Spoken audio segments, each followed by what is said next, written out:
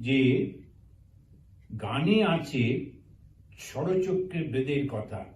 ঈশ্বর বাইরে আছেন, অন্তরেও আছেন। ঈশ্বর ভেতরে থেকে মনের নানা অবস্থা করছেন। ঈশ্বর ভেতরে থেকে মনের নানা অবস্থা করছেন। আমাদের মনের যে নানান রকম চিন্তাগুলো ঈশ্বর করে দিচ্ছেন। ষড়চক্র ভেদ হলে মায়ার রাজ্য ছাড়িয়ে জীবাত্মা পরমাত্মার সঙ্গে এক হয়ে যায়। এর নামই ঈশ্বর দর্শন। ঈশ্বর দর্শন যেটা বলা হচ্ছে, সেটা যখন আমরা এক হয়ে যাচ্ছি। কে করছে? মনের মধ্যে থেকে ঈশ্বরই করছেন। তাহলে ঈশ্বর যখন আমাকে দুষ্টুমিগুলো করতে বলছেন, তখন আমি কি করে বাঁচবো? ঈশ্বরকেই ধরতে হবে। ঠাকুর, আমাকে দিয়ে এরকম খারাপ কাজ করিও না, আমার মনের মধ্যে খারাপ চিন্তা দিও না, তুমি আমাকে ভালো করে দাও, ভালো করে দাও, ভালো করে দাও।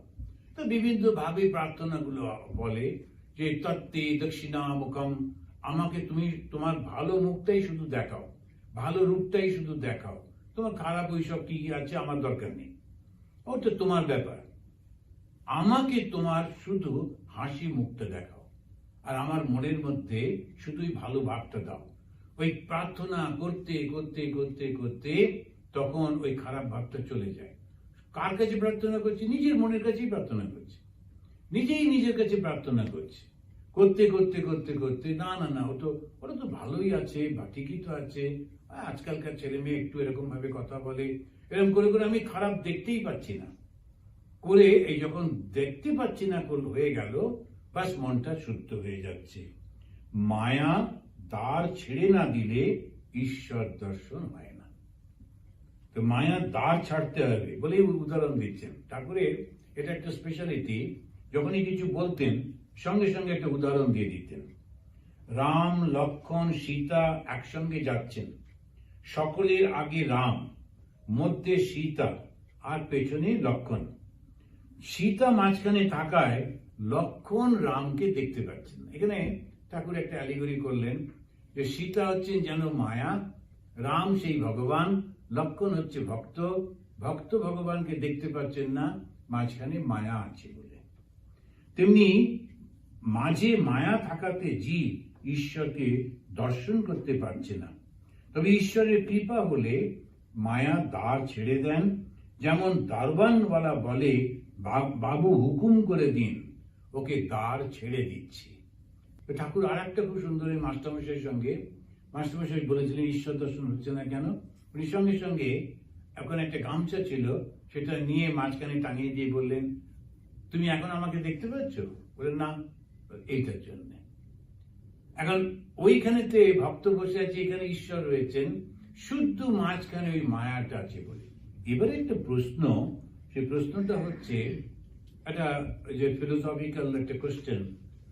তুমি বলছো ঈশ্বর সর্বব্যাপী, এই সর্বব্যাপীকে মায়া কি করে ঢাকবে? সে কখনো হয়? সর্বব্যাপীকে ঢাকা যায় কখনো? তার উত্তর দিতে গিয়ে খুব সুন্দর করে ওখানে বলছেন যে এই যে হস্তাবলক হচ্ছেন শঙ্করাচার্যের একজন বিখ্যাত শিষ্য। তিনি বলছেন, ঘনচ্ছন্ন দৃষ্টি ঘনচ্ছন্ন মার্গম যথা নিষ্প্রভ মন্যতে চাতি মূঢ়। ঘনচ্ছন্ন দৃষ্টি, ঘনচ্ছন্ন অর্কম, অর্কম মানে হচ্ছে সূর্য। এখন সূর্যটা কত বড়, তাকে আমি দেখতে পাচ্ছি না কেন? এক খণ্ড মেঘ, সে আমার আর সূর্যের মাঝখানে ভাসছে। ওই টুকরো একটু মেঘ, সে আমার দৃষ্টিটাকে বন্ধ করে দিয়ে বলে আমি কিন্তু সূর্যটাকে দেখতে পাচ্ছি না। তো এইটা একটা অসাধারণ উদাহরণ হস্তামলকে। তুমি সূর্যটা এত বড় হওয়ার সত্ত্বেও আমার কাছে নেই, অন্যরা কিন্তু দেখতে পাচ্ছে। এই নয় যে সূর্য সবাই বন্ধ হয়ে গেছে, তা না। আমি শুধু দেখতে পাচ্ছি না, তার কারণ আমার ওপরে মায়া আচ্ছন্ন হয়ে রয়েছে। আমার চোখের সামনে ছোট্ট একটা মেঘখণ্ড রয়েছে, তাই আমি সূর্যটাকেও দেখতে পেলাম না অত বড় হওয়া সত্ত্বেও। ঠিক তেমনি ভাবে আমার মনের মধ্যে মায়া থাকায় আমি দেখতে পাচ্ছি না ভগবানকে।